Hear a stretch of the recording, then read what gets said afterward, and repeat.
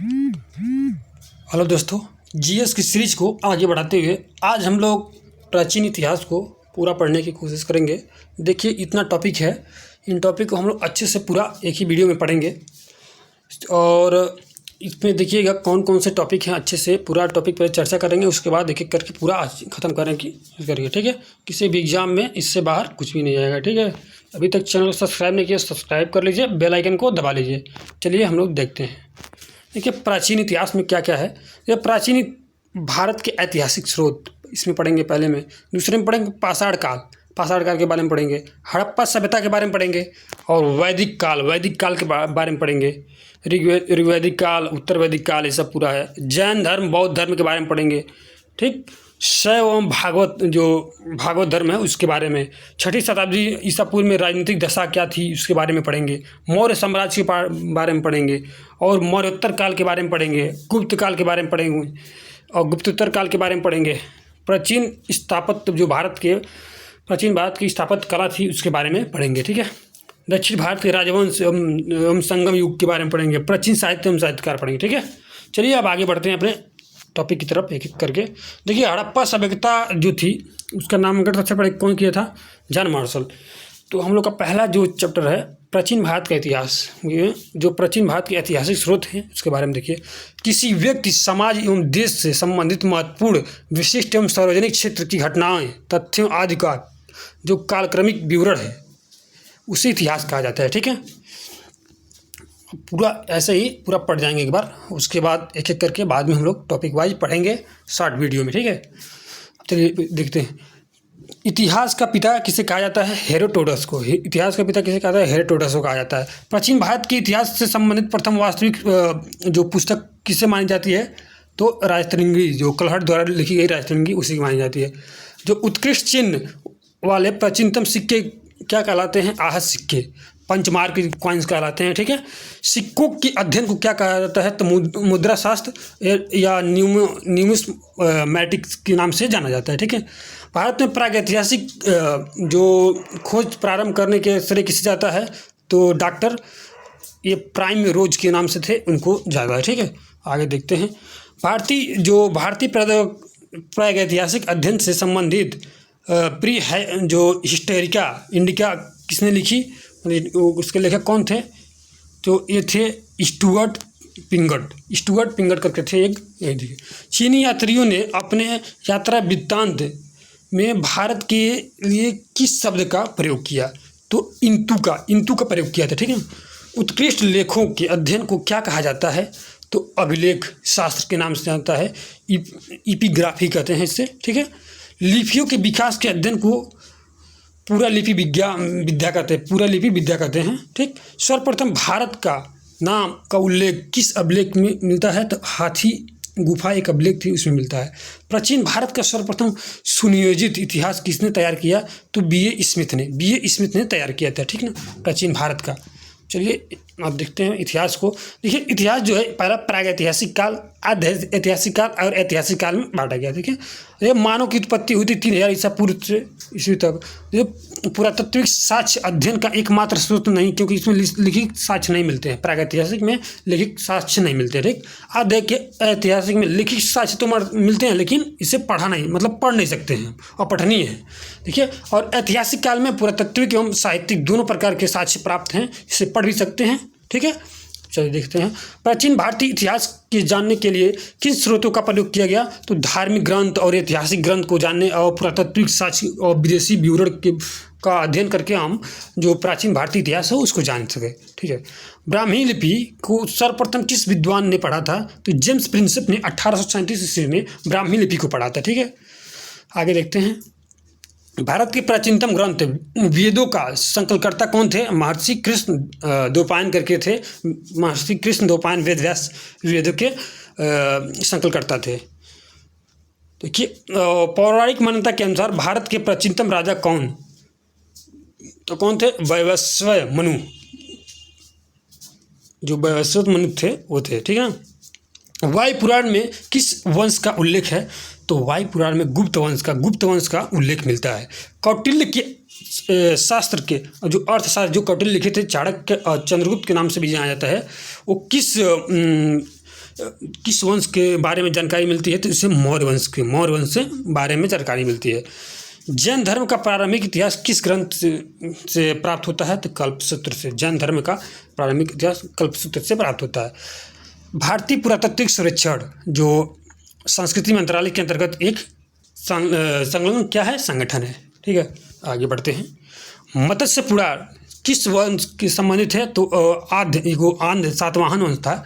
आंध्र सातवाहन वंश उसी से संबंधित था मत्स्यपुरा। विष्णुपुरा किस वंश से संबंधित था, तो मौर्य वंश। विष्णुपुरा मौर्य वंश से। खरोष्ठी लिपि किस प्रकार की लिपि है, जो खरोष्ठी लिपि लिखी जाती है दाएं से बाएं की ओर लिखी जाती है, और जो हम लोग देवनागरी लिपि है बाएं से दाएं की ओर लिखी जाती है, इसको ध्यान रखिएगा। ठीक। नारद मुनि ने किस वंश के विषय में जानकारी मिलती है, नारद जो नारद स्मृति है किस वंश की जानकारी मिलती है, तो गुप्त वंश की नारद स्मृति में। ठीक। स्मृति ग्रंथों के सबसे प्राचीन एवं प्रामाणिक पुस्तक कौन सी है, तो मनुस्मृति है। मनु द्वारा लिखा गया मनुस्मृति। शुंग काल का मानक ग्रंथ किसे माना जाता है, तो मनुस्मृति को शुंग काल का मानक ग्रंथ माना जाता है। स्त्री को पुरुष की अर्धांगिनी किस ग्रंथ में कहा गया है, तो शतपथ ब्राह्मण में। स्त्री को पुरुष की अर्धांगिनी किस ग्रंथ में कहा गया है, तो शतपथ ब्राह्मण में। ठीक है, चलिए आगे बढ़ते हैं। महाभारत का प्रारंभिक उल्लेख जो आश्वालायन एक गृह सूत्र में मिलता है, आश्वालायन गृह सूत्र है उसमें मिलता है। प्रारंभ में इसमें मात्र जो 8800 श्लोक थे, इनका नाम जय संहिता था। जो जय संहिता, महाभारत का पूरा नाम जय संहिता है, जय संहिता। ठीक। कुछ समय पश्चात यह बढ़कर जो 24,000 हो गए टोटल श्लोक, और भारत नाम से प्रसिद्ध हुआ। अंत में 1 लाख श्लोक होने के कारण इसे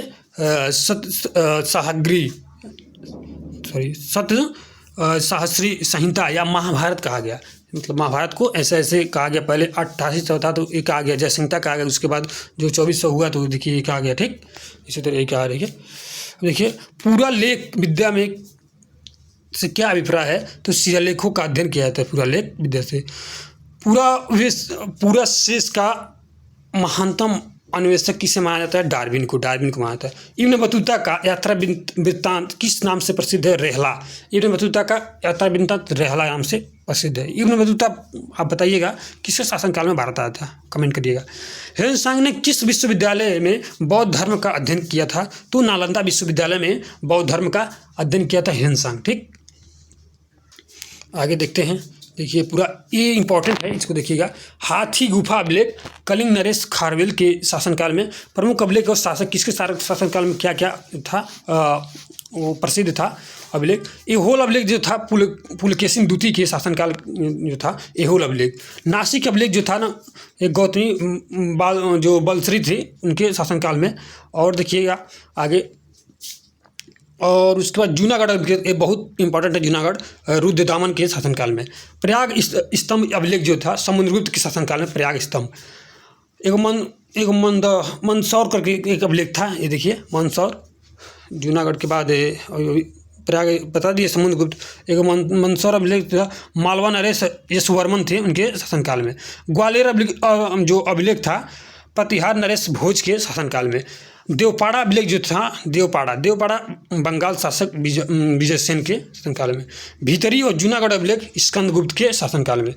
बौद्ध जो स्तंभ लेख से किसकी जानकारी मिलती है, तो शुंग काल की जानकारी मिलती है। बौद्ध स्तंभ लेख से शुंग काल की जानकारी मिलती है। ह्वेनसांग ने अपनी यात्रा वृत्तांत का वर्णन किस पुस्तक में की है, तो शिवकी नामक पुस्तक में ह्वेनसांग ने अपना यात्रा वृत्तांत का वर्णन किया। ह्वेनसांग किसके दरबार में शासनकाल में भारत आता, तो आप बताएंगे क्या, हर्षवर्धन। ठीक,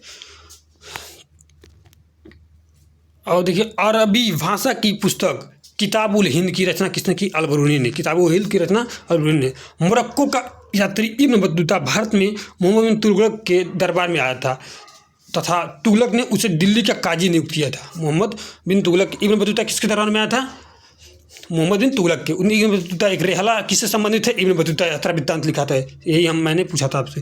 ठीक, मार्को पोलो द्वारा किस राज्य की यात्रा का उल्लेख मिलता है, तो पांडे राज्य की यात्रा का। पतंजलि के महाभाष्य में किस वंश के इतिहास का पता चलता है, तो शुंग वंश के बारे में पता चलता है। चलिए अब आगे देखते हैं।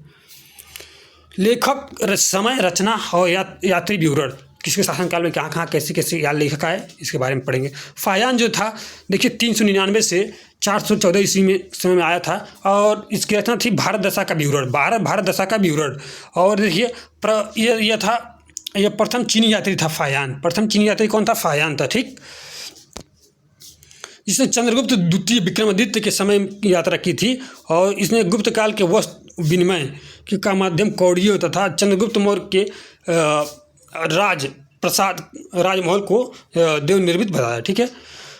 ह्वेनसांग देखिए सियूकी नामक पुस्तक लिखा, सियूकी 629 से 645 ईस्वी तक। ह्वेनसांग सम्राट हर्षवर्धन के समय से भारत आया था, ठीक है, और हर्ष को शीलादित्य का उपाधि से विभूषित किया था।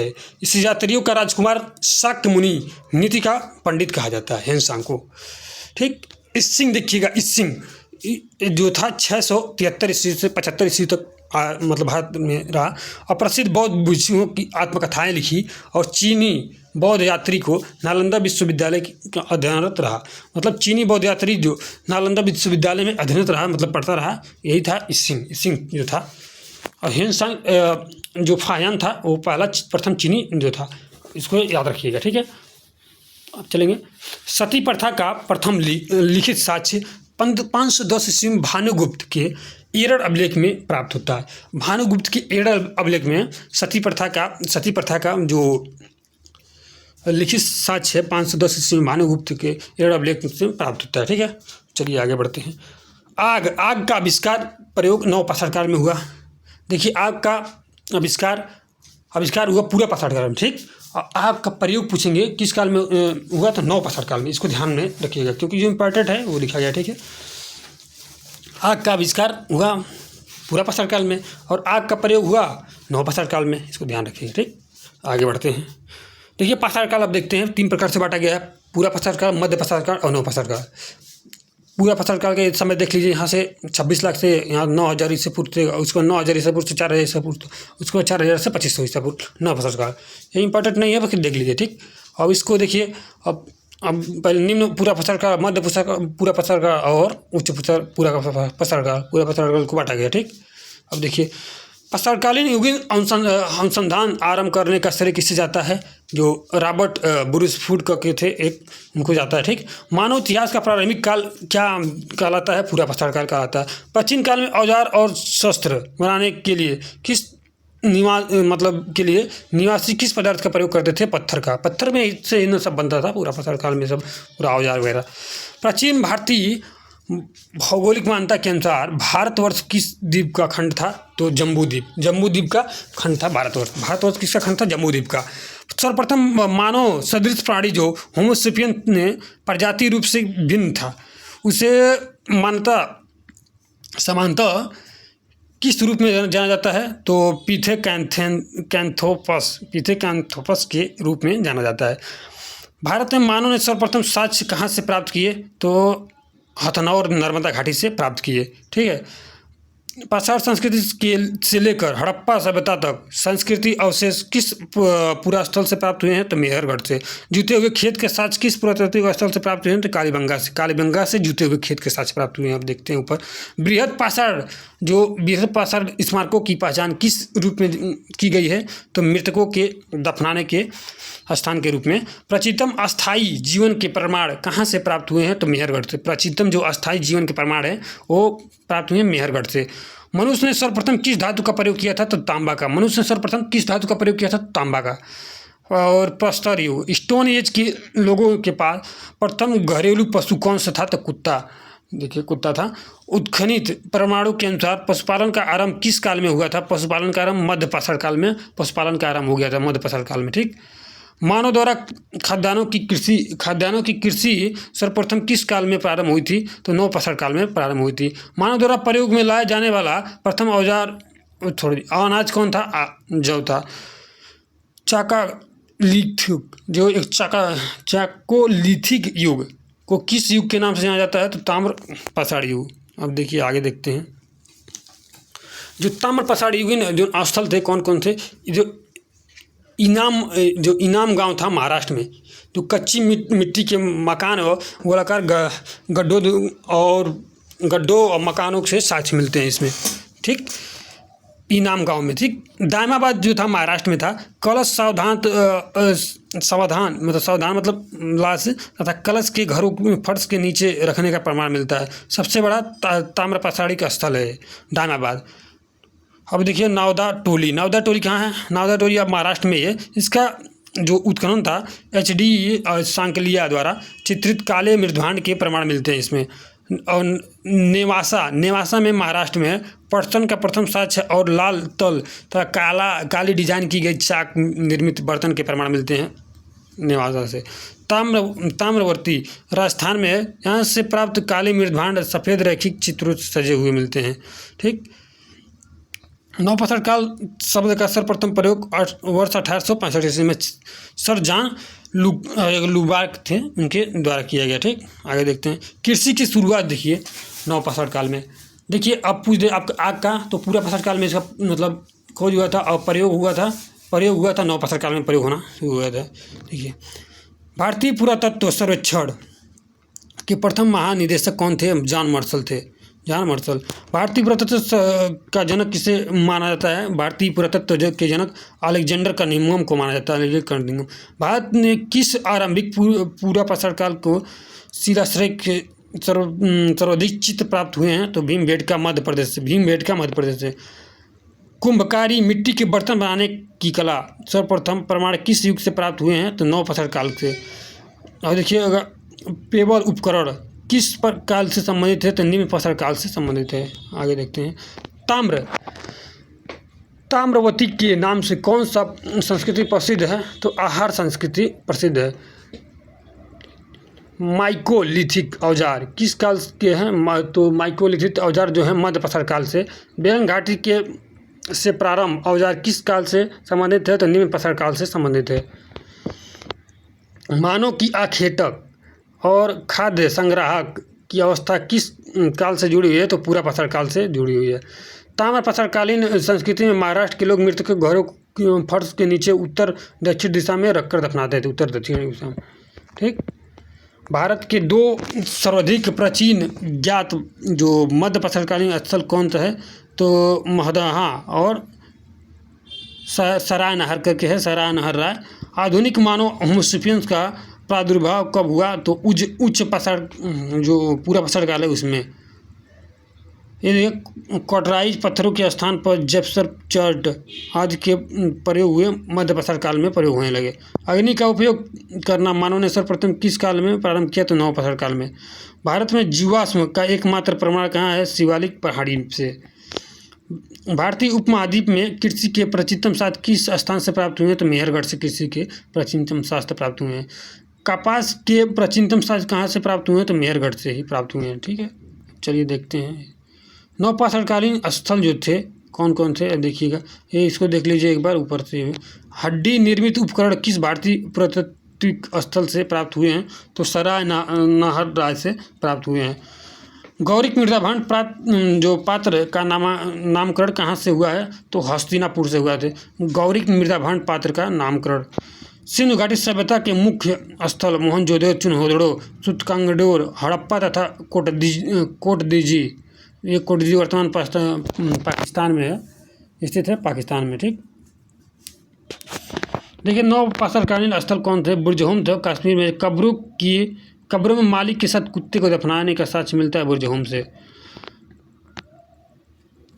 ये देखिए क्या था? गुफक्कल राल कश्मीर में। कृषि और पशुपालन के साक्ष्य हड्डी निर्मित औजार, दूसर में भांडों का प्रमाण, सिलबट्टा और हड्डी से निर्मित सुई के साथ भी प्राप्त होते हैं। मेहरगढ़ पाकिस्तान। गेहूं की 3 व जौ की 2 किस्मों की खेती का प्रमाण, कच्ची ईंटों एवं आयताकार मकान, और देखिए प्राचीनतम अस्थायी जीवन के साक्ष्य, ये सब पूरा मेहरगढ़ से पाकिस्तान से। अब देखिए महदा है जो उत्तर प्रदेश में। गोलाकार झोपड़ियाँ के प्रमाण धान के अलावा जौ की खेती और पशुबाड़ा के भी साक्ष्य मिलते हैं। कोल्डी आवास देखिए, कोल्डी आवास से क्या क्या मिलता है? तो कोल्डी आवास धान की खेती के प्रमाण प्राप्त हुए हैं। उत्तर प्रदेश से धान की खेती की भारत में ही नहीं बल्कि विश्व में सबसे प्राचीनतम साक्ष्य प्राप्त हुए हैं उत्तर प्रदेश के कोल्डी आवास से। कोल्डी आवास से धान की खेती के साक्ष्य प्राप्त हुए हैं, ठीक है, चावल के साक्ष्य। ये देखिए संगलन कल्लू कर्नाटक भी राख के टीले प्राप्त हुए जो कि बेल्लारी जिले में अवस्थित है।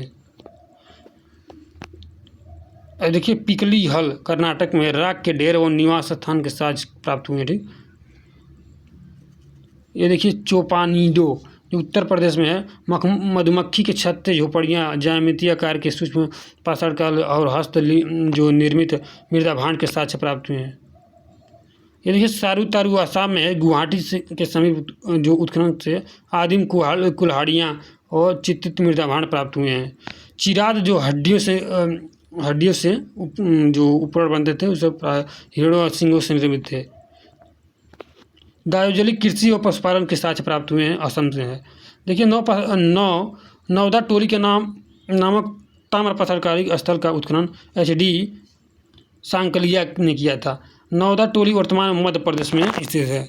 नौदा टोली कहाँ है? वर्तमान में मध्य प्रदेश में। तांबा सबसे पहले खेतड़ी में प्रयोग पाया गया, तांबे का प्रयोग खेतड़ी में। अर्थव्यवस्था कृषि आधारित थी हड़प्पा सभ्यता, 3 जो बलूचिस्तान में। ठीक है, हड़प्पा सभ्यता का सर्वाधिक मान्यता प्राप्त काल कौन सा था? 2500 ईसा पूर्व से 1785 ईसा पूर्व तक। हड़प्पा नामक स्थान किस सभ्यता से निर्मित है? तो सिंधु घाटी सभ्यता से। हड़प्पा सभ्यता की लिपि कैसी थी? भावचित्रात्मक थी। हड़प्पा सभ्यता की जानकारी का प्रमुख स्रोत है पुरातात्विक खुदाई है प्रमुख स्रोत। मोहनजोदड़ो का शाब्दिक अर्थ है मृतकों का टीला। सिंधु घाटी सभ्यता किससे संबंधित है? तो आदि ऐतिहासिक काल से संबंधित है। मूर्ति पूजा का आरंभ किस काल से प्रारंभ हुआ था? तो पूर्व आर्य काल से। सिंधुवासियों ने पहली बार तांबे की टीन मिलाकर कांसा तैयार किया, इसलिए इसे कांस्ययुगीन सभ्यता भी कहा जाता है। हड़प्पा की समकालीन सभ्यता रंगपुर कहाँ है? तो सौराष्ट्र गुजरात में है, आप सौराष्ट्र में। ठीक ना। हड़प्पा सभ्यता का कौन सा स्थल जहाँ पर दुर्ग तथा निचला नगर अलग अलग प्राचीन घरों से हुआ? कालीबंगा। मोहनजोदड़ो और हड़प्पा सभ्यता की पुरातात्विक खुदाई किसके द्वारा की गई? तो जॉन मार्शल के द्वारा की गई। हड़प्पा सभ्यता स्थलों में अभी तक किस धातु की प्राप्ति नहीं हुई है? तो लोहा की धातु नहीं प्राप्ति हुई है। सिंधु घाटी सभ्यता के लोग किसकी पूजा करते थे? तो मातृ देवी की पूजा करते थे। उत्खनित जो परमाणु के अनुसार सिंधु घाटी सभ्यता स्थल बनावली हरियाणा में है। घग्गर जो उसकी सहायक नदी और घाटी सभ्यता में स्थित है। धौलावीरा नामक पुरातात्विक स्थल किस राज्य में है? तो गुजरात में। हड़प्पा सभ्यता के संदर्भ में जो शैलकृत स्थापत्य के प्रमाण कहाँ से प्राप्त हुए हैं? धौलावीरा से। लोथल को लघु हड़प्पा या लघु मोहनजोदड़ो भी कहा जाता है। इसके पूर्व भाग में एक गोदीवाड़ा का साक्ष्य मिलता है। ठीक, आगे चलेंगे। हड़प्पा सभ्यता मुहरों का सर्वाधिक प्रचलित आकार कैसा था? वर्गाकार। हड़प्पा सभ्यता की मुहरों पर घोड़े का अंकन नहीं हुआ था। हड़प्पा सभ्यता के देखिए आधुनिक देवनागरी लिपि का प्राचीन जो रूप है वो ब्राह्मी लिपि है। विश्व का सबसे पहली कपास की खेती का आरंभ भारत में हुआ। भारत में सबसे पहले कपास की खेती का आरंभ हुआ था। संधो सभ्यता की समकालीन मिस्र की सभ्यता नील नदी की तट पर विकसित हुई। संधो सभ्यता नील नदी के तट पर विकसित हुई। ये सिंधु घाटी सभ्यता से संबंधित जो वृषभ मुद्रा की पुरातात्विक स्थल के स्थान से प्राप्त हुई है मोहनजोदड़ो से। मृत्पट्टिका पर उत्कीर्ण सिंह युक्त जो देवता की मुहर कहाँ से मिली है? तो कालीबंगन से, राजस्थान से। लेखन कला की प्रणाली विकसित करने वाली प्रथम प्राचीन सभ्यता सुमेरियन की सभ्यता थी वो थी। सिंधु घाटी सभ्यता और गैर आर्य सभ्यता थी क्या? यह नगरीय सभ्यता थी। सिंधु घाटी सभ्यता कैसे? नगरीय सभ्यता थी, जबकि आर्य सभ्यता कृषि पर आधारित थी। सिंधु घाटी सभ्यता को आर्यों के से पूर्व की सभ्यता जो रखे जाने का महत्वपूर्ण कारक था मृदा भांड। भारत में जो किस प्रकार की मृदा भांड द्वितीय नगरीकरण के प्रारंभ के प्रतीक माने जाते हैं? उत्तरी काले पॉलिशकृत मृदा भांड। भारत में चांदी की उपलब्धता के प्राचीनतम साक्ष्य किस सभ्यता से मिलते हैं? हड़प्पा सभ्यता से। हड़प्पा सभ्यता की मुद्राओं के निर्माण में मुख्यतः किस पदार्थ का प्रयोग किया जाता था? तो सेलखड़ी का प्रयोग किया जाता था। ठीक, मांडा जो जम्मू कश्मीर में है। सूतकांगडेर पाकिस्तान जो बलूचिस्तान और पाकिस्तान में है। आलमगीरपुर उत्तर प्रदेश और दामाबाद महाराष्ट्र में है। ठीक, चलिए देखिए 1903 ईस्वी में पुरातत्व विभाग की स्थापना की गई थी। किसके द्वारा की गई थी पुरातत्व विभाग की स्थापना? का तो कनिंघम थे। उनके द्वारा पुरातत्व विभाग की स्थापना की गई थी 1903 में। हड़प्पा के बारे में सबसे पहले जानकारी चार्ल्स मेंसन ने किया था, चार्ल्स मेंसन। अब देखिए हड़प्पा कालीन स्थल महत्वपूर्ण तथ्य क्या क्या थे। हड़प्पा देखिए उत्खननकर्ता कौन थे, स्थल उत्खननकर्ता वर्ष किस वर्ष में खोना गया था, मतलब खोदा गया था, और वर्ष और नदी किस नदी के किनारे, और साक्ष्य क्या क्या प्राप्त हुए। ठीक है, चलिए देखें एक एक करके देखेंगे। हड़प्पा जो था, हड़प्पा देखिए मोंटगोमरी जिला पाकिस्तान में हड़प्पा, जो इसके उत्खननकर्ता थे, मतलब खोज करता थे राय बहादुर दयाराम साहनी थे, व्हीलर और माधव स्वरूप वत्स, इन्होंने मिलकर उसका मुख्य रूप से कौन थे, राय बहादुर दयाराम साहनी, इसको याद रखिएगा। 1921 में हड़प्पा की मौजूद है। रावी नदी के तट पर है हड़प्पा। अन्न भंडार, कांसे से निर्मित खिलौना, गाड़ी, पारदर्शी के साक्ष्य मिले हैं। वस्त्र पहनते हुए एक मूर्ति, गरुड़ चित्रित मुद्दा और मछुआरे का चित्र और कांस्य दर्पण, ये सब मिले हैं। ठीक, मोहनजोदड़ो देखिए लारकाना जिला पाकिस्तान में। मोहनजोदड़ो कहाँ है, लारकाना जिला पाकिस्तान। राखलदास बनर्जी थे।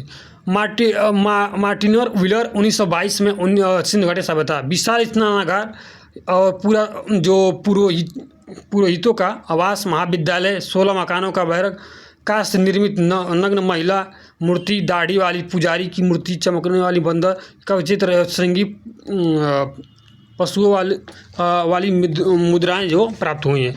लोथल जो था रंगनाथ लोथल कहाँ पर है, इनके जो अहमदाबाद में है, लोथल गुजरात में। रंगनाथ इसके क्या थे, संस्थापक रंगनाथ राव। 1955 से 1962 तक भोगवा नदी के तट पे है, जो लोथल है भोगवा नदी तट पे है। गोदीबाड़ा बेतकार एवं चौकोर, अग्निवेदिका, हाथी दांत, चावल एवं बाजरे के जो पर दो मुँहे, राक्षस का अंकन, फांस की मुहर, घोड़े की और मृग मूर्ति करके मिली है। 3 युगुल समाधियाँ यहीं से मिली है। देखिए जो प्लेग से किया वो बहुत इंपॉर्टेंट है। अग्निवेदिका और हाथी दांत यहीं से मिला है। गोदीबाड़ा देखिए लोथल से ही मिला है। यही सब इंपॉर्टेंट है जो इंपॉर्टेंट पढ़ेंगे। चिन्होदड़ो चिन्होदड़ो कहाँ, सिंध पाकिस्तान में। तो अर्नेस्ट मैके और एनजी मजूमदार, अर्नेस्ट मैके और एनजी मजूमदार 1931 में खोज हुए थे, संस्थापक थे। सिंध नदी के किनारे मनके बनाने के कारखाना है कहाँ पर, चिन्होदड़ो में। मनके और लिपस्टिक का साक्ष्य मिला है वहीं से। ठीक है, कुत्ते का साक्ष्य भी वहीं से मिला है। बिल्ली का पीछा करते हुए कुछ वहीं पर मिला है। यही सब मिला है। देखिए कंघा, 3 घड़ियालों तथा 2 मछलियों के अंकन करने वाले, और मुद्रा, कागज, पाउडर, ये सब जो साक्ष्य मिला है चिन्होदड़ो से मिला है। ठीक, कालीबंगा से क्या मिला है देखिए, कालीबंगा हनुमानगढ़ जिला राजस्थान में है। कालीबंगा देखिए इनका खोज कौन करते, अमलानंद घोष और ब्रजवासी लाल एवं बीके थापर को याद रखिएगा, बीके थापर पूछता है। 1953 से 1960 तक। और घग्गर नदी के किनारे है, जो कालीबंगा घग्गर नदी के किनारे है। जूते हुए खेत के साक्ष्य मिलते हैं, और भूकंप के साक्ष्य, अग्नि हवन मिलते हैं, अग्नि हवन कुंड, चूड़ियों के साक्ष्य, ये बहुत इंपॉर्टेंट है, चूड़ियों के साक्ष्य मिलते हैं। एक साथ फसल बोने के लिए साक्ष्य, लकड़ी के नाली, ठीक, ये सब कालीबंगा से मिलते हैं। राखी गढ़ी देखिए, ये हिसार जो आपका है, हिसार है हरियाणा, वहाँ से मिलता है। सूरजभान इसके संस्थापक थे। 1969 में संस्थापना हुई थी। घग्गर नदी के किनारे है। ताम्र उपकरण, हड़प्पा लिपि युक्त मुद्रा मिली है। ठीक है, और एक कोड दीजिए नहीं, बड़े बड़े कोट पहन रहते हैं पाकिस्तान वाले, कहते हैं सर कोड दीजिए, इस तरह पाकिस्तान से याद करते हैं। कहाँ पर कोड दीजिए, तो खैरपुर पाकिस्तान। तो ये देखिए कौन है, धुर्य एवं फजल अहमद खान इनके संस्थापक थे। 1935 से 1955 तक स्थापना हुई थी। सिंध नदी के किनारे है, और किलेबंदी का साक्ष्य नहीं है, और कच्ची ईंटों के मकान एवं चूल्हे मिले हैं यहाँ पर। ठीक है, बनवाली देखिए हिसार हरियाणा में है। RS विष्ट थे और रविंद्र सिंह विष्ट करके थे। सरस्वती नदी के किनारे बसा है। मिट्टी का हल, खिलौना, सड़कों पर बैलगाड़ी, ये सब के जौ के साक्ष्य यहाँ से मिले हैं, बनवाली से ही। रोपड़ देखिए रूपनगर पंजाब में है। रूपनगर पंजाब। यज्ञदत्त शर्मा जो थे, यज्ञदत्त शर्मा 1955 के इससे खोज हुआ था, और सतलज नदी के किनारे है। तांबे की कुल्हाड़ी मानव के द्वारा कुत्ते के दफनाने का साक्ष्य भी यहीं से मिला है। रंगपुर देखिए काठीवाड़ा गुजरात में है रंगपुर। यस आर राव इसके संस्थापक थे। यस आर राव रंगपुर के संस्थापक कौन थे? Yes are Rao. 1954 में मादर करके इसके मादर नदी पे है मादर। और देखिए कच्ची ईंट के दुर्ग और धान की भूसी रंगपुर से धान की भूसी इंपॉर्टेंट है, बहुत इंपॉर्टेंट है। आलमगीरपुर देखिए अपने मेरठ उत्तर प्रदेश में है। यज्ञदत्त शर्मा जो थे यज्ञदत्त शर्मा खोजकर्ता थे। 1958 में हिंडन नदी पर और मृदा भांड और रंगीन चित्रकारी के साक्ष्य प्राप्त हुए हैं, साक्ष्य यहाँ से प्राप्त हुए हैं। अब देखिए सुतकांगडोर जो था बलूचिस्तान पाकिस्तान में। ऑरेंज स्टाइन चार्ल्स डेल्स 1927 से 1962 तक। दास्क नदी 3 संस्कृतियों के साक्ष्य मिले यहाँ पर। और ये बेली लोन के व्यापार का साक्ष्य यहीं से मिला है। ठीक, इंपॉर्टेंट है, जो ब्लैक वाला लिखा गया उसको ही पढ़ेंगे। ठीक है। और मांडा देखिए, मांडा जो है उत्तर में आपका जम्मू कश्मीर में है। जगपति जोशी है इनके यहाँ चीनाब नदी पे है। जो ब्लेड के साक्ष्य कहाँ से मिले? वहीं से मिले, मांडा से। मुहरों के साक्ष्य भी यहीं से मिले, मांडा से। ठीक है। और देखिए सुदका को पेरिन बलूचिस्तान में है। और जॉर्ज डेल्स थे, उन खोजकर्ता थे। 1962 में इसकी खोज हुई थी। शादी कौर नदी पे है। 2 टीले और मृदा भांड के साक्ष्य मिले यहीं से। और देखिए सुरकोटदा जो है गुजरात में है। जगपति जोश 1964 में सरस्वती नदी पे है। कलश सावधान यहीं से मिला है सुरकोटदा से। घोड़े के लिए हड्डी तराजू के जो पलड़ा का साक्ष्य हो यहीं से मिला है। ठीक ना। हड़प्पा सभ्यता में विनिमय का मुख्य माध्यम विनिमय प्रणाली को माना जाता था, विनिमय प्रणाली। ठीक है।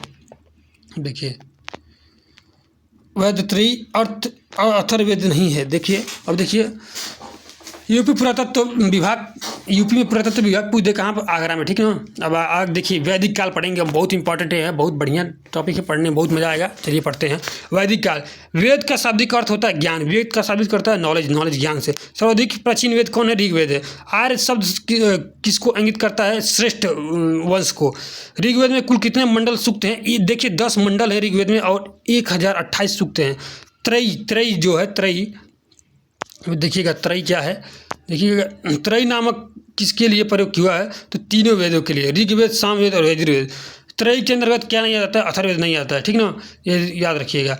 यज्ञ संबंधित विधि विधानों की जानकारी किस वेद से प्राप्त हुई है? तो यजुर्वेद से यज्ञ संबंधी जानकारी प्राप्त हुई है। यस यजुर्वेद। 4 वेदों में से किस वेद में जादू टोना की बात की है? तो अथर्ववेद में बात की है। उपनिषद किस परंपरा पर आधारित है? तो भारतीय दर्शन परंपरा पर आधारित उपनिषद। ऋग्वेद में कौन सा मंडल पूर्णतः सोम देवता को समर्पित है? तो 9वां मंडल सोम देवता को समर्पित है। आध्यात्मिक ज्ञान से संबंधित जो था नचिकेता यम का जो संवाद किस उपनिषद में है? तो कठोपनिषद में है। उपनिषद काल के राजा जो अश्वपति किस शासक के काल से? कैकेय के। ठीक है ना। मोक्ष प्राप्ति के साधन की चर्चा किस वैदिक साहित्य में की गई है? तो उपनिषद से। वैदिक नदी अस्किनी की पहचान किस नदी के रूप में की जाती है? चेनाब को अस्किनी के नाम से जाना जाता है।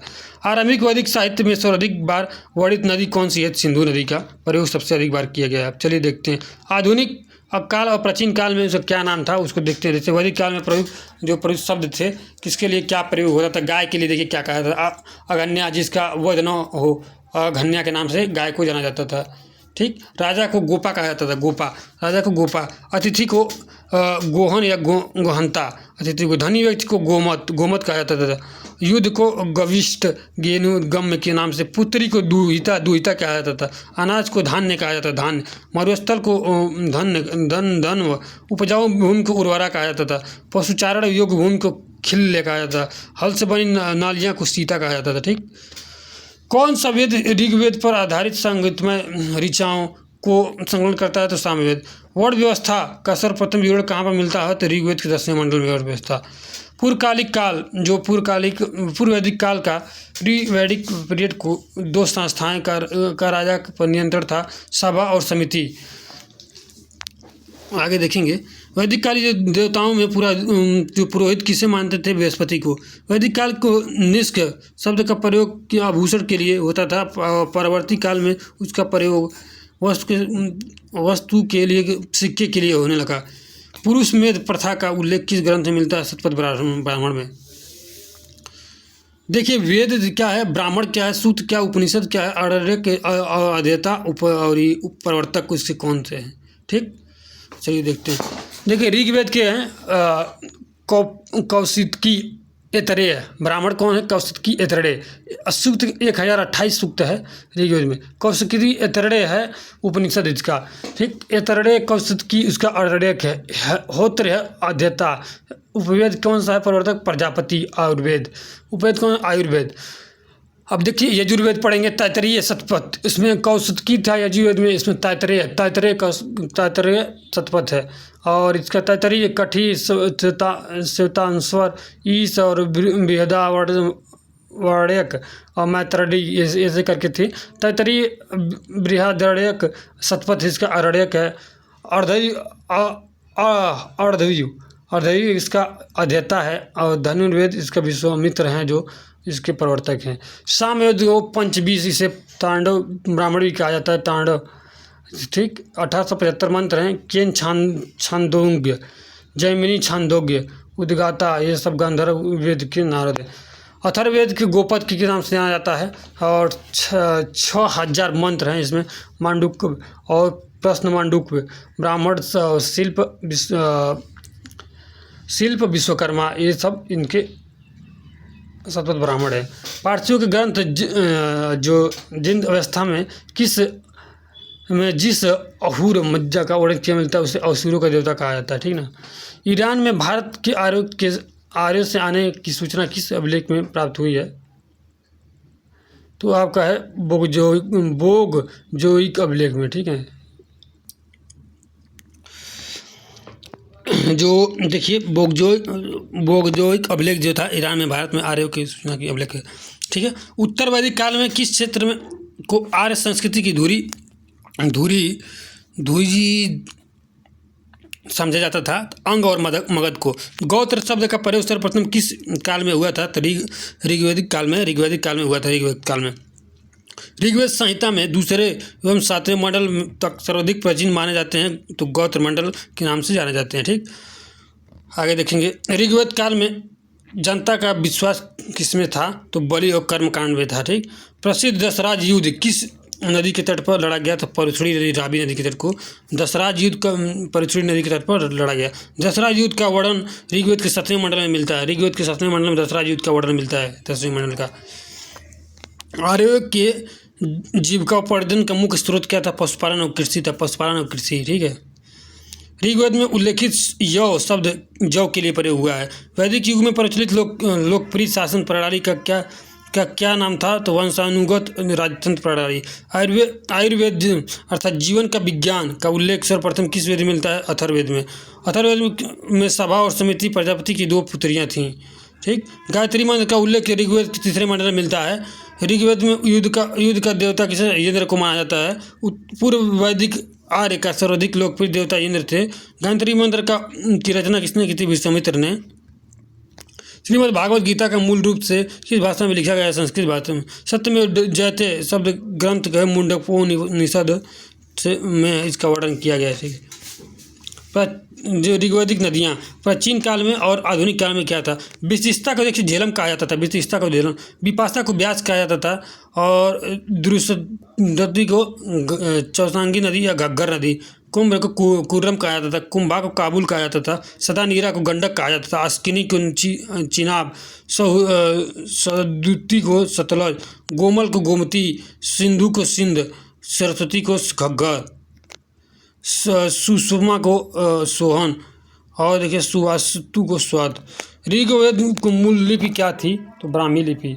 जीविकोपार्जन हेतु वेद वेदांग पढ़ने वाले अध्यापक क्या कहलाते थे? तो उपाध्याय। राजा की उत्पत्ति का सिद्धांत में किस ब्राह्मण संत के ग्रंथ में मिलता है? राजा की उत्पत्ति का सिद्धांत ऐतरेय ब्राह्मण में। शुल्क सूत्र में किस विषय के संबंधित पुस्तक लिखी गई? ज्यामिति। अस्तोमा सदगमय, जो अस्तोमा सदगमय वाक्य कहाँ से लिया गया है? तो बृहदारण्यक उपनिषद से, जो बृहदारण्यक उपनिषद था वहीं से। चरक संहिता के जो पुस्तक किस विषय में है? तो चिकित्सा के क्षेत्र में। यज्ञवल्क्य गार्गी संवाद का उल्लेख बृहदारण्यक कोपोनिषद में। वैदिक काल में सबसे लंबे समय तक अविवाहित रहने वाली कन्या को क्या कहा जाता था? अमुजा। वैदिक काल में द्विज जो थे वो ब्राह्मण के लिए और क्षत्रिय वैश्य के लिए शामिल थे, द्विज के अंतर्गत। ऋग्वेद में सरस्वती नदी को सर्वाधिक पवित्र बताया गया और इसमें जो नदीत्मा एवं नदियों का माता नदीत्मा माना गया, नदियों की माता सरस्वती नदी को माना गया। ठीक है ना। आगे देखेंगे, जैन धर्म पढ़ेंगे।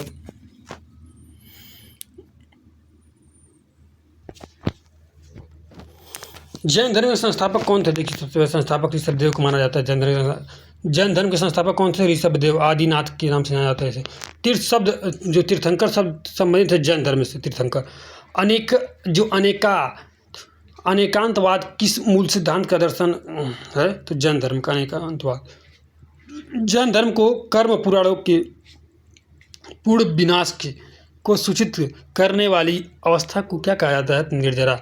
जैन धर्म में संवर का क्या अभिप्राय है? जीवों की ओर से और नए कर्म का प्रवाह रुक जाना संवर कहलाता है। ठीक।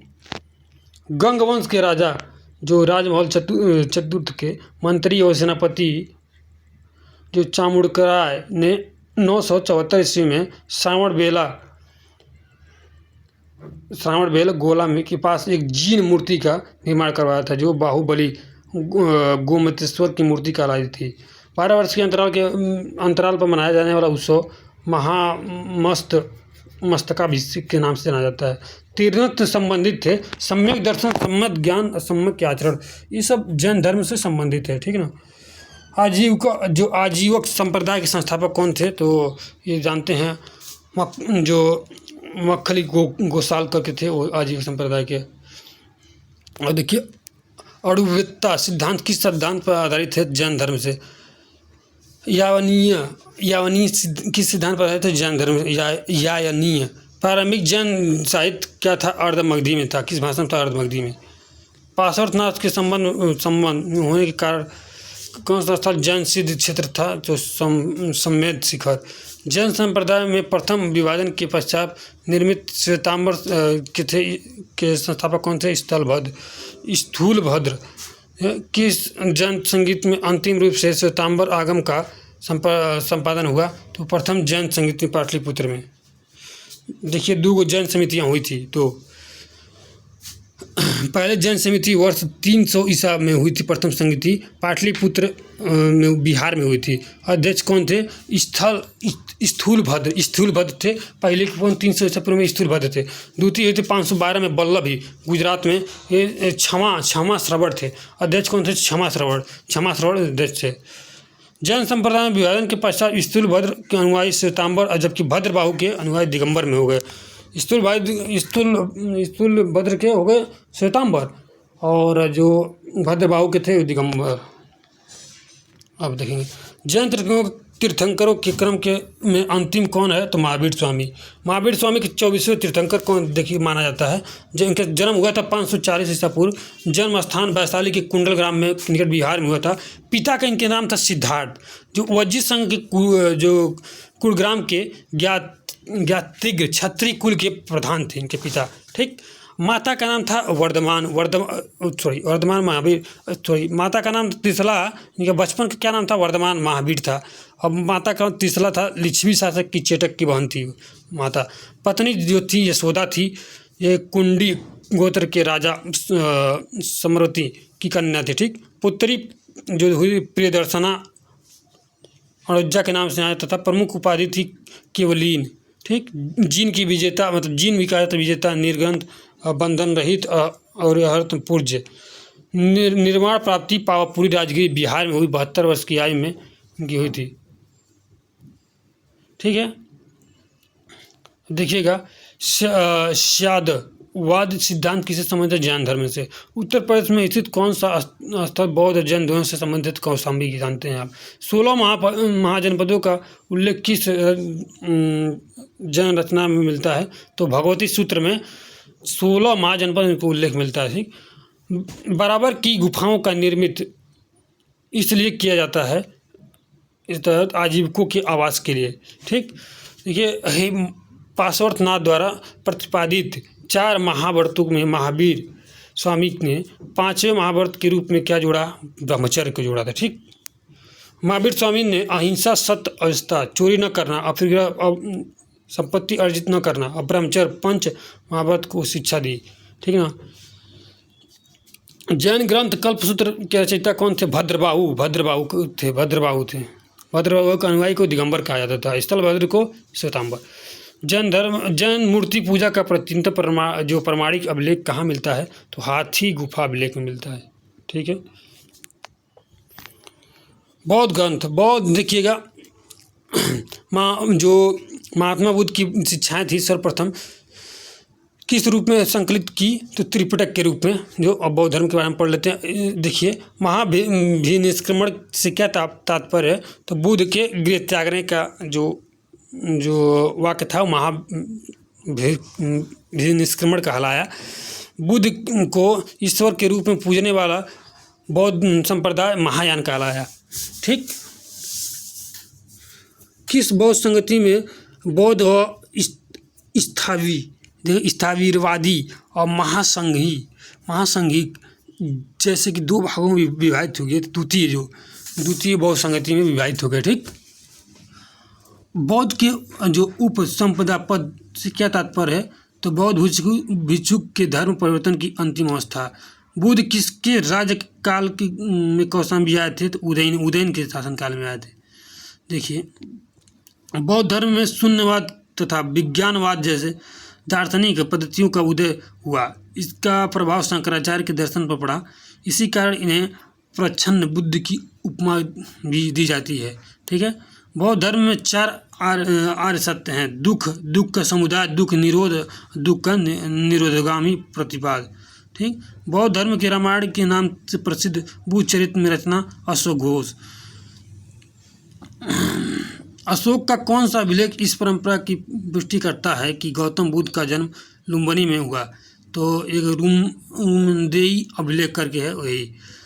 बौद्ध धर्म के महायान और हीनयान संप्रदाय के सर्वाधिक मौलिक अंतर कौन सा था? देवी देवताओं की पूजा। ठीक है। देखिए, बुद्ध की सर्वाधिक मूर्तियों का निर्माण गांधार शैली में हुआ। बुद्ध की प्रथम मूर्ति मथुरा कला शैली में अंतर्गत बनाई गई थी। ठीक है, आगे देखेंगे। भारतीय कला में बुद्ध के जीवन की किस घटना का विवरण मृग सहित चक्र द्वारा दिखाया गया है? तो प्रथम उपदेश में। बोध गया में महाबोधि मंदिर का संबंध गौतम बुद्ध के जीवन की किस महत्वपूर्ण घटना से है? तो गौतम बुद्ध को ज्ञान प्राप्ति से। बुद्ध के उपदेश किससे संबंधित है? तो आचरण की शुद्धता एवं पवित्रता से। अब देखेंगे। देखिए, बौद्ध धर्म के वास्तविक संस्थापक महात्मा बुद्ध को माना जाता है। का जन्म 563 ईसा पूर्व में हुआ था लुम्बिनी में। कपिलवस्तु वर्तमान में रुमदेई नेपाल में है। पिता शुद्रोधन जो शाक्य राज्य के कपिलवस्तु के शासक थे। माता महामाया जो कोकिलगढ़ राज्य की थी महामाया। बचपन का नाम तो इनका सिद्धार्थ था। गौतम। पालन पोषण बीमाता माता नहीं थी, प्रजापति गौतमी थी। पत्नी जो यशोधरा कोलीगढ़ राज्य की राजकुमारी थी। पुत्र राहुल, सारथी चन्ना, घोड़ा कंथक था। ज्ञान प्राप्ति का स्थल गया, बोध गया बिहार में रंजना नदी के तट पर। घटना संबोधि कहलाई। ठीक, प्रथम उपदेश स्थल ऋषिपत्तनम में सारनाथ में। शिष्य जो थे आनंद एवं उपाली। ठीक, धर्म प्रचार का स्थान शाक्य, काशी, मगध, अंग, मलवज्जी, कौशलराज। जीवन का अंत 483 ईसा पूर्व 80 वर्ष की अवस्था में वैशाख पूर्णिमा के दिन कुशीनगर उत्तर प्रदेश में महापरिनिर्वाण कहा जाता है इसे। बुद्ध के जीवन काल में ही कौन संघ प्रमुख बनाना चाहता था? देवदत्त ने। भारत में मूर्ति पूजा की नींव बौद्ध धर्म में रखी गई। सर्वप्रथम बुद्ध की प्रतिमाओं का पूजन किया गया। नालंदा विश्वविद्यालय की स्थापना किस काल में हुई थी? गुप्त काल में हुई थी। अष्टमार्गी की संकल्पना किसने संबंधित है? धर्मचक्र परिवर्तन से। बौद्ध जो भिक्षुड़ियों के रूप में स्त्रियों के प्रवेश की अनुमति बुद्ध द्वारा वैशाली में दी गई। सम्राट अशोक ने अपने पुत्र महेंद्र और देखिए पुत्री संघमित्रा को बौद्ध धर्म प्रचार प्रसार करने के लिए श्रीलंका भेजा था। अब देखिए, बौद्ध संगीतियाँ जो बहुत इंपॉर्टेंट है, बहुत इंपॉर्टेंट, वेरी वेरी इंपॉर्टेंट है। देखिए, पहली इस तरह याद करिए बौद्ध संगीतियों को। रोटी भात पैक करो। बौद्ध संगीतियाँ पहली जो हुई थी रोटी भात पैक करो। तो यहाँ पर देखिए 8 से राजगिरी में हुई थी पहली, अब बहुत से वैशाली में दूसरी, प से पाटलिपुत्र में, क से कुंडलवन में। ठीक, कश्मीर में पाटलिपुत्र, पटना में बिहार में, अभी बिहार में है, राजगिरी बिहार में। ठीक, ये देखिए अब कब हुआ था, तो पहला शुरू हुआ था पहला 483 ईसा पूर्व में राजगिरी में। महाकश्यप थे और अजातशत्रु। एक इसको याद करेंगे,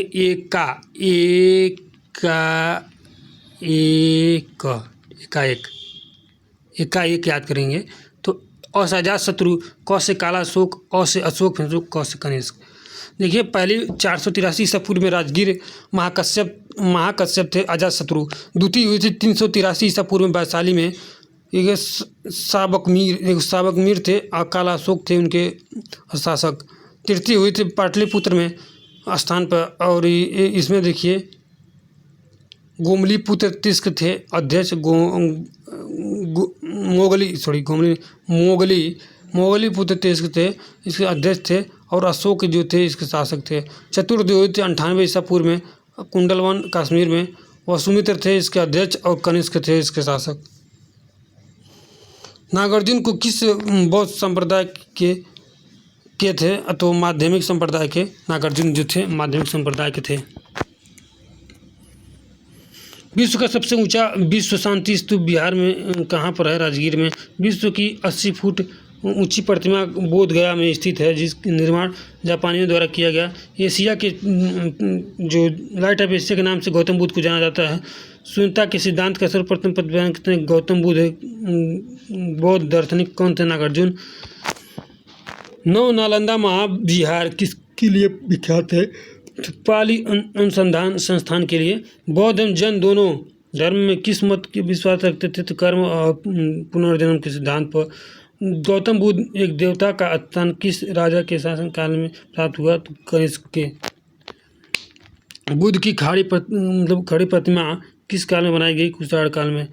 प्रथम शताब्दी ईसा में किस भारतीय बौद्ध भिक्षुक को चीन भेजा गया, नागार्जुन को।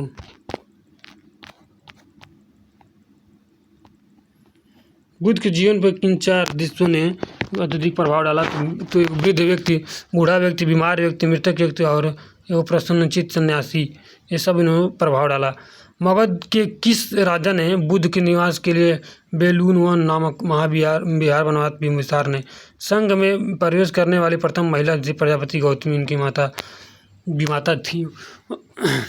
बुद्ध ने अपने जीवन के अंतिम वर्ष में कहाँ पर व्यतीत किए, वैशाली में। संसार अस्थिर और क्षणिक है, मानता बौद्ध धर्म से संबंधित है।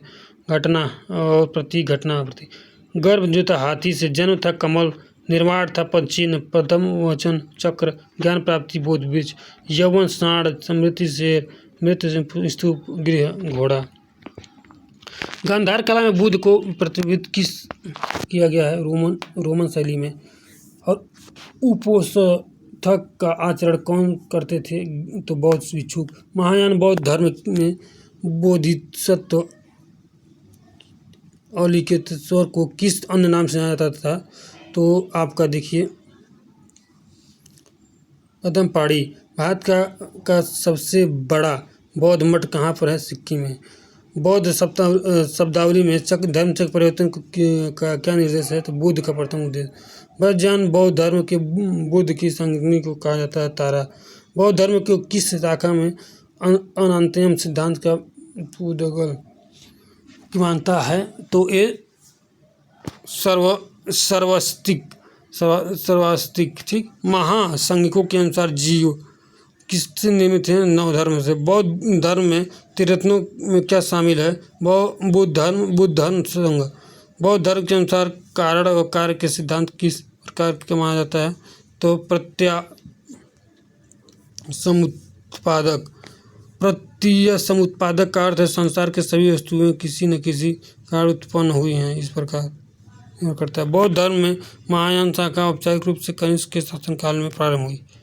अब देखिए शैव एवं भागवत धर्म हम लोग आगे पढ़ेंगे। नयनार कौन थे, शैव उपासक संत नयनार। और देखिए मंतयम यूर से क्या तात्पर्य है, तो प्राचीन भारत में एक शैव संप्रदाय था। त्रिमूर्ति एवं अर्धनारीश्वर की पूजा किस काल में प्रारंभ हुई? गुप्त काल में। मेगास्थनीज ने भगवान शिव को कौन सी संज्ञा दी? डायनोनिसस के नाम से जाना। जैन धर्म उत्तरायण सूत्र के वासुदेव का संबंध किस जैन तीर्थ से है? तो अर्शनेमी। लिंग पूजा का सर्वप्रथम उल्लेख किस पुराण में मिलता है? मत्स्य पुराण में। अथर्ववेद एवं श्वेतांबर उपनिषद में शिव का एक नाम महादेव मिलता है। शिव की प्राचीनतम मूर्ति पहली शताब्दी में मद्रास के निकट रेनीगुंटा में सिद्ध गुड़ीमल्लम लिंग के रूप में प्राप्त हुई थी। अर्धनारीश्वर मूर्ति के आधे शिव तथा आधी पार्वती के प्रतीक हैं। देव और उनकी शक्ति पूजा का योग। ठीक। दक्षिण भारत में आंदोलन में किसकी प्रमुख भूमिका थी? नायनार संतों की। नायनार संतों की संख्या है 63। देखिए, एक संप्रदाय के रूप में शैव धर्म का प्रारंभ किस काल में हुआ? तो शुंग सातवाहन वंश में। ठीक। आजीवक के मकलीपुत्र गोसाल का थे। घोर अक्रियावादी पूर्ण कश्यप थे। यदृच्छावाद आचार्य जो अजित करके थे, अजित के कामुनि करके थे। भौतिकीवाद अरे देखिए पकुंद कंचायन करके थे। और अनिश्चयवादी संजय बेड देखिए बेटलिपुत्र। भागवत धर्म का प्रवर्तक किसे माना जाता है? तो कृष्ण को भागवत धर्म का प्रवर्तक माना जाता है। किस ग्रंथ में सर्वप्रथम देवकी के पुत्र कृष्ण का वर्णन किया गया है? तो छांदोग्य उपनिषद।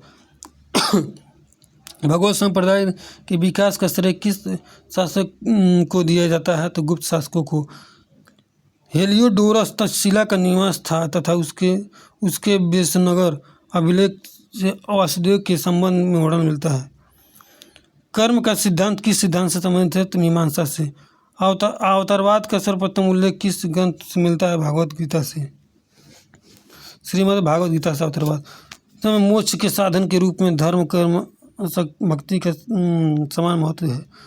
और प्रचितम स्थल जहाँ 88,000 ऋषि मुनियों के का सभा संपूर्ण महाभारत तथा वचन में किया गया था। तो सीतापुर उत्तर प्रदेश में नमिसरा में। भागवत संप्रदाय में भक्ति के रूप में संख्या कितनी थी? तो 9 नवधा भक्ति के नाम से जाना जाता था। जो मेगास्थनीज ने कृष्ण को किस नाम से उल्लेखित किया? तो हेराक्लीज। दक्षिण भारत में वैष्णव मत का विस्तार किसने किया था? तो अलवार संतों ने। अलवार संतों की संख्या 12 मानी जाती है। इस संत ने अंडाल नामक महिला संत का भी उल्लेख है। इसे दक्षिण भारत की मीरा कहा जाता है। गुप्त शासक थे। देखिए, चंद्रगुप्त द्वितीय ने विक्रमादित्य विक्रम और परम भागवत आदि की उपाधि धारण की। ठीक। आज के लिए हम लोग इतना ही रहने दे कि आगे देखते हैं। देख लीजिए, 1 घंटे पूरा करते हैं। ये पढ़ लेते हैं। प्रथम मगध साम्राज्य का उत्कर्ष किस शताब्दी में हुआ था? तो ईसा पूर्व 6वीं शताब्दी में। मगध साम्राज्य का वास्तविक संस्थापक कौन था? बिंबिसार था। गोदावरी नदी के तट पर स्थित महाजनपद का क्या नाम था? तो अस्मक जो था। नंदवंश के पश्चात मगध पर किस वंश का शासन हुआ? तो मौर्य वंश। नंदवंश को घरानंद को हरा कर मौर्य वंश की स्थापना हुई। पाटलिपुत्र को किस शासन काल में सर्वप्रथम अपनी राजधानी बनाई गई? तो उदयन वासवदा की कहानी किस स्थान विशेष से संबंधित है? उज्जैन। सिकंदर के आक्रमण के समय उत्तर भारत में नंदवंशी शासक घरानंद शासक था। गौतम बुद्ध के समय प्रसिद्ध वैद्य चिकित्सक को किसके दरबार में प्रदान किया? बिंबिसार को। प्राचीन शासन शास्त्री को नगर विन्यास किस आकृति का है? तो अर्धचंद्राकार। मगध के किस शासक ने राज्यारोहण के लिए अपने पिता हत्या करने एवं स्वयं को माना था? अजातशत्रु। सिकंदर एवं पोरस की सेनाओं के बीच 30 तट पर झेलम नदी के तट पर किस शासक को परशुराम का दूसरा अलवार कहा जाता है तो महापद्मानंद को।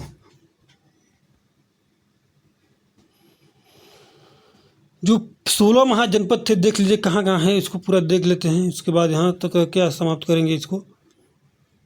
देखिए 16 महाजनपद में सबसे ज़्यादा जनपद जो थे उत्तर प्रदेश में जो थे 8 थे। अंग पहला थे अंग, राजधानी चंपा, प्राचीन नाम मालिनी मुंगेर था। मगध जो था गृह ब्रज, राजगृह था, राजगृह के नाम से जाना जाता था। मल्ल जो था मल, कुशीनगर, पावपुरी, देवरिया, गोरखपुर। काशी जो था वाराणसी। कौशल श्रीवास्तव नाम रखे। अयोध्या, फैजाबाद ये था। पांचाल, उत्तरी पांचाल अहिच्छन, दक्षिणी पांचाल काम्पिल के नाम से। कुरु, इंद्रप्रस्थ, मेरठ, पूर्वी हरियाणा। वज्जी, विदय एवं मिथिला। मत्स्य, विराट एवं विराट नगर, जयपुर। वत्स, कौशाम्बी, इलाहाबाद, बांदा। सुरसेन, मथुरा। चेंदी, सुक्ति मती। अस्मक, पोतन या पोटली। अवंती, उत्तरी अवंती उज्जैन और दक्षिणी अवंती माहिष्मती। गांधार, तहसीला, पाकिस्तान। कंबोज, हाटक, राजापुर, कश्मीर। वज्जी तथा मल जनपदों की गणतांत्रिक व्यवस्था थी। हर्यक वंश का अंतिम शासक कौन सा नागदशक था? अरे उज्जैन का प्राचीनतम नाम क्या था? अवंती। सिकंदर को मृत्यु हुई थी 300 बेलोबोनिया में 323 ईस्वी में। ग्रीक लेखकों ने किस शासनकाल का उल्लेख जैनद्रेमीज के नाम से आता है तो घानंद को। ये देख लीजिए थोड़ा। सिकंदर के समकालीन यूनान लेखकों का विवरण किस तरह है। एरिस्टोब्यूलस 327-26 तक युद्ध का इतिहास। एरियन प्लूटार्क अपनी रचनाओं का आधार बनाया था। एरिस्टोब्यूलस, ओनोबिलस 327-26 तक। सिकंदर ने जीवन में के बारे में पूरा वर्णन है। यह सिकंदर के जहाजी बेड़े का एडमिरल था।